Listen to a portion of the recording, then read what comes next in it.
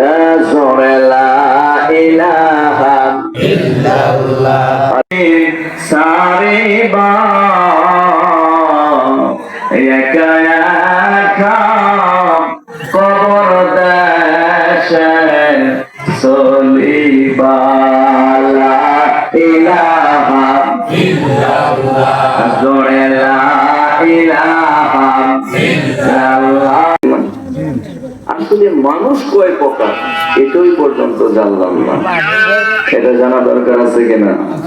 কথা বলেন। আমরা চেহারা চোখে মানুষ সবাই, কিন্তু এই মানুষের দাম আল্লাহর কাছে আছে কিনা এটাও জানা দরকার। মানুষ হলো দুই প্রকার, সুবহানাল্লাহ। একটা হলো গুণগত মানুষ, আরেকটা হলো নামগত মানুষ।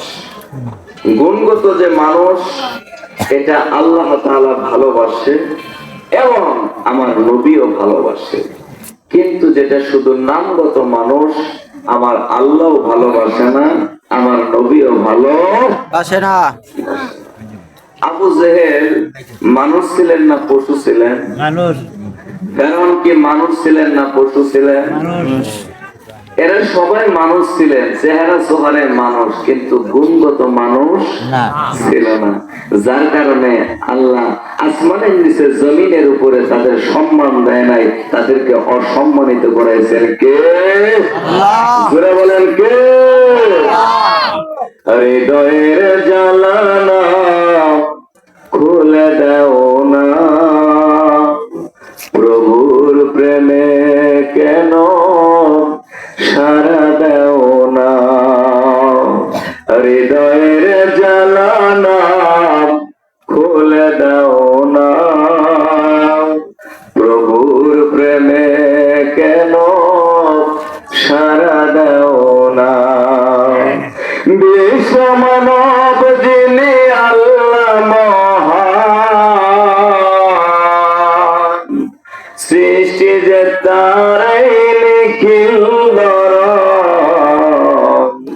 তার খুশিতে হৃদয় নাচে, প্রভুর প্রেমে কেন সারা দেও না, হৃদয়ের জানালা খুলে দাও না, প্রভুর প্রেমে কেন সারা দেও না।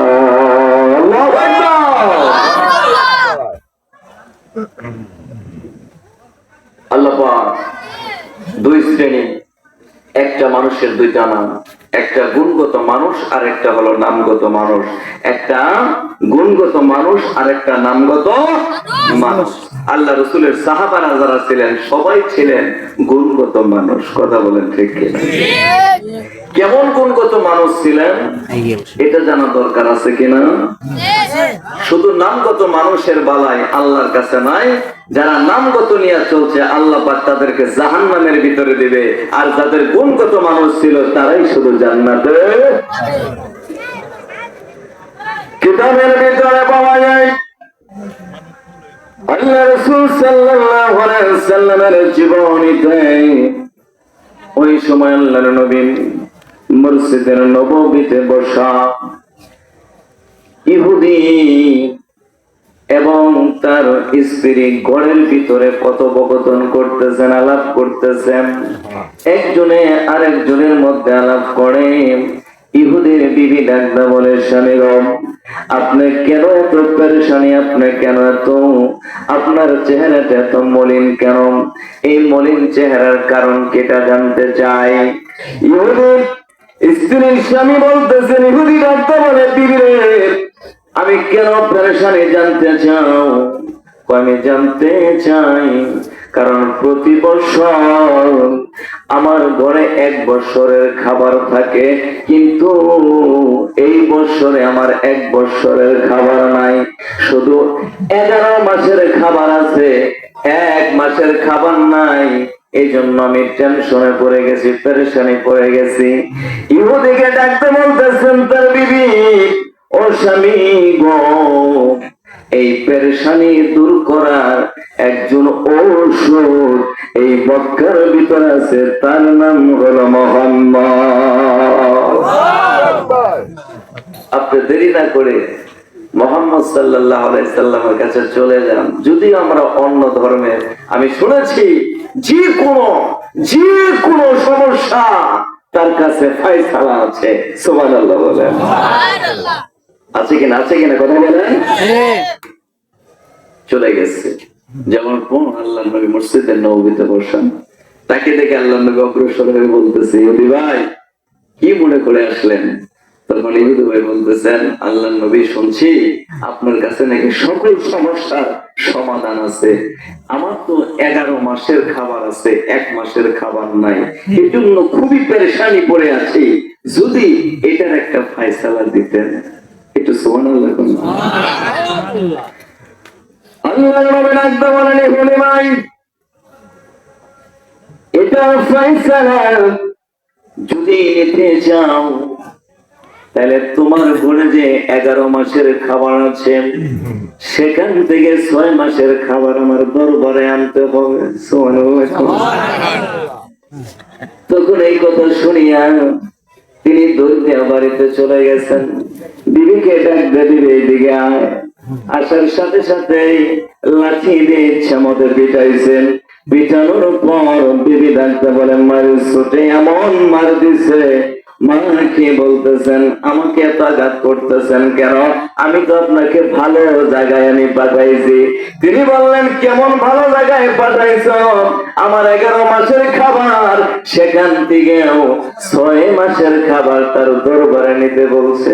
এটা কেমন বিচার? তখন ইহুদির বিবি ডাকতে বলে, স্বামী আপনি টেনশন করিয়েন না, একটু যাই দেখেন ফয়সালা কি আছে। ফয়সালা অবশ্যই ভালো আসবে। যান। কণ্ঠ কান্নার সুরে সুরে কথা বলা রয়েছে। ইহুদি 6 মাসের খাবার নেই। আল্লাহর নবীর দরবারে পৌঁছে গেলেন, মসজিদের নবীর সামনে দাঁড়ায় গেলেন। আল্লাহর নবী বললেন, ইহুদি ভাই তুমি কত দিনের খাবার নিয়ে আসছো? 6 মাসের খাবার নিয়ে আসছি। আল্লাহ রাসূল বললেন, তুমি এই মসজিদের নববীর সামনে দাঁড়ায় থাকবা, যে সাহাবাটা বের হবে সকল সাহাবারে তুমি জিজ্ঞাসা করবা তাদের বাড়িতে খাবার আছে কিনা, আর তাদের জব লাগবে কিনা। যদি জব এই গম লাগে, এই গম গুলা তুমি তাদেরকে দিবা। মসজিদের নববীর সামনে বসা হযরত আবু বকর বের হলেন। এমন তো অবস্থায় হযরত আবু বকর রাদিয়াল্লাহু তাআলা যখন বের হয়ে গেলেন, সামনে থেকে ইহুদি ভাই কিছু জব অর্থাৎ গম নিয়ে আসে। তখন ইহুদি ভাই ডাকতে বলে, আল্লাহর নবীর সাহাবা কিছু গম নিয়ে আসছিলাম, যদি পারেন এখান থেকে কিছু গম আপনি নিতে পারেন। তখন হযরত আবু বকর বললেন, একটু দাঁড়াও আমি বাড়িতে যাই। কিতাবের ভিতরে পাওয়া যায় বাজানো। হযরত আবু বকর যায় তার বিবিকে ডাকলো, বিবি যাও দেখো ঘরে খাবার আছে কিনা, দেখো কয়দিনের খাবার আছে গো। বিবি ডাকতে বলে, পর্দার আড়ালে স্বামী গো, এখনো 2 দিন খাবার খেতে পারবো এরকম খাবার অবশিষ্ট আছে। সুবহানাল্লাহ বলেন। হযরত আবু বকর দৌড়ে আসেন। ইহুদি বাইরে ডাকতে বলে, ভাইরে আমার বাড়িতে 2 দিনের খাবার এখন অবশিষ্ট আছে, আমার লাগবে না। আবার আরেকটা সাহাবা বের হইলেন। ওই সাহাবা দৌড়ে বললেন, আমি একটু বাড়িতে যাবো। সাহাবা বাড়িতে বিবিকে ডাক দিলেন, বিবি আমার ঘরের কয়দিনের খাবার আছে গো? দেখে 1 দিনের খাবার আছে। 2 দিন দিবারে বলে খাবার লাগবে না, কারণ 1 দিনের খাবার আমার ঘরে আছে। বলুন না সুবহানাল্লাহ। আল্লাহর নবী মাগরিবের নামাজ শেষ করে বের হলেন, দেখে ইহুদি ভাই বসে আছে যৌবক নিয়ে।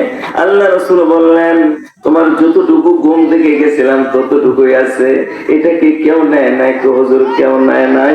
আল্লাহ রাসূল বললেন, তাহলে আজকে তোমার ছুটি, আগামীকাল তুমি আসো। তারপরের দিন চলে গেল। কিতাবের ভিতরে পাওয়া যায় মসজিদের নববী থেকে হযরত আলী বের হলেন। বের হওয়ার পর থেকে ইহুদি ভাই কিছু ঘুম নিয়ে আছেন। ইহুদি ভাই ডাকতে বলো, ও আল্লাহর নবীর সাহাবা হযরত আলী, আমি কিছু ঘুম নিয়েছি, ঘুমগুলা নিবানি। ওই আমি বাড়িতে যাই, খোঁজ খবর নেই, তারপরে তোমার আমি জানাবো। হযরত আলী বাড়িতে যান, ডাকতে বলে, ফাতেমা, ও আমার কলিজার টুকটা ফাতেমা বেবি গো, আমার ঘরে খাবার আছে কিনা? মা ফাতেমা দেখে এদিক ওদিক তাকায়া তাকায়া দেখে একটা কোলার ভিতরে এক বেলা খাইতে পারবে এতটুকু আটা তার ঘরে অবশিষ্ট আছে। হযরত আলী আর থাকতে পারলেন না, দৌড় দিয়ে গেল রে। ইহুদি ভাইকে ডাকতে বলি, ইহুদি ভাই, আমার খাবার লাগবে না, খাবার লাগবে না, তুমি অপর বাইরে দিও, কারণ এক সন্ধ্যা এক বেলা খাবার খাবো, এই খাবারটা আমার ঘরে আছে। ইহুদি ভাই তুই চোখের পানি ছাড়া কাঁদে। আল্লাহ নবী ডাকতে বলে, ইহুদি ভাই তুমি কান্না করো কেন? ইহুদি ডাকতে বলে, আল্লাহর নবী গো, আপনি আমার কান্না দেখেছেন, উপস্থিত হয়ে গেছেন, খুশি হয়েছি যে সাহাবাদের ঘরে একবেলা খাবার থাকলে খাবারের টেনশন করে না, আর আমার ঘরে 11 মাসের খাবার আছে। আমি কোন জায়গার কোন জিনিসের ইবাদত করি যে ইমানটা নষ্ট করে রাখছে আমার? হুজুর আমি আর এই ধর্ম থাকতে চাই না গো। আমি জানি আপনার দরবারে খাবারের অভাব নাই, যে সাহাবারা একবেলা খাবার থাকলে খাবারের চিন্তা করে না, আমি এই দলে ভর্তি হতে চাই। সুবহানাল্লাহ।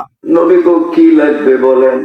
আল্লাহর নবী বলেন, আমার হাতে বলো, হাত রেখে কালেমা লা ইলাহা ইল্লাল্লাহু মুহাম্মাদুর রাসূলুল্লাহ।